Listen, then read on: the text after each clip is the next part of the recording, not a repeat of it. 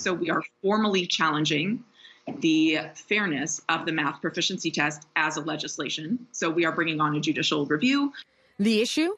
The government only introduced the regulation last summer when about half of all teacher college students were halfway through their 2-year programs, essentially changing the credentials midstream. The other issue?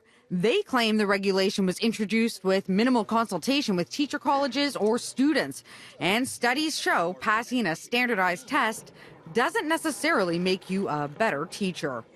What we are urging the government to do is to look at the literature, to look at the evidence from the scholarship about math proficiency testing for certification. And what they'll find is that the evidence shows there is no correlation between how well a teacher does on a math test and teacher quality. A ministry spokesperson issued City News a statement pointing to several U.S. studies that suggest standardized teacher testing can be weakly and even moderately predictive of classroom practice and student performance. Adding the math proficiency test will help ensure that new teachers are better prepared to teach the fundamentals of math so that our kids have every opportunity to succeed. Dr. Mary Reed teaches teachers how to teach math.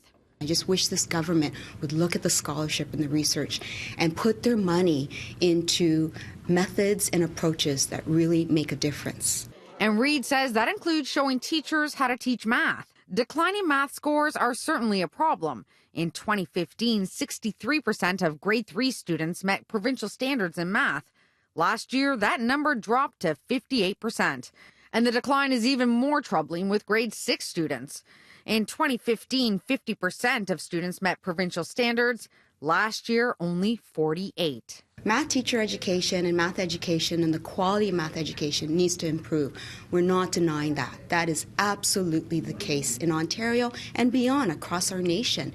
And having an MPT, a math proficiency test for certification for teachers, is not the way to go.